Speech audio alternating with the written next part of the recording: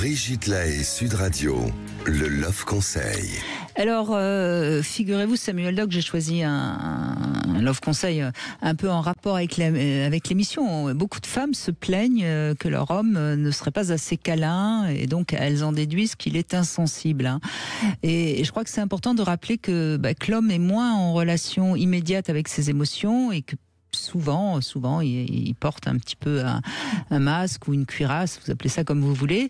Et c'est vrai que, à l'inverse de la femme, montrer ses émotions pour un homme, c'est parfois signe de faiblesse. Alors heureusement, les choses changent. On accepte que les hommes pleurent, on accepte, mais ça reste quand même encore quelque chose de.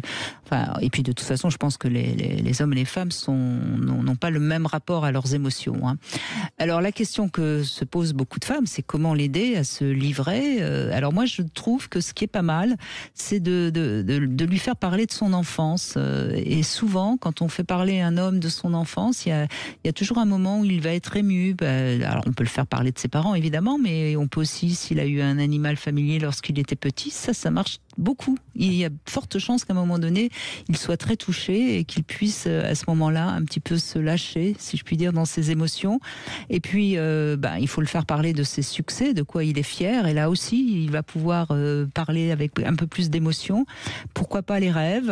Et tout doucement, ses confidences vous montreront qu'il a un cœur et que pour qu'il se livre, il faut l'emmener tout doucement sur ses émotions. Parce que c'est vrai que de toute façon, naturellement, l'homme va agir plutôt que s'attendrir. Et chaque fois qu'il se livre, il faut être très reconnaissante du cadeau qu'il nous fait. C'est très beau et puis c'est fondamental. Oui, on parle quand on se sent autorisé à le faire. Et moi, j'ai une patiente qui alors parfois les idées viennent des patients.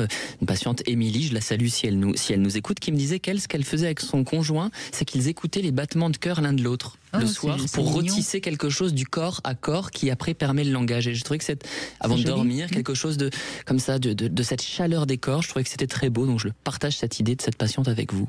Mais oui, vous avez raison, il faut pouvoir se sentir autorisé à parler. Sinon on le fait pas. Il faut pas brusquer l'autre en disant là t'es pas sensible, t'es pas ceci, t'es pas cela. Il faut inviter le discours. Voilà. Donc ça s'ouvre un homme, mais il faut un petit peu de délicatesse.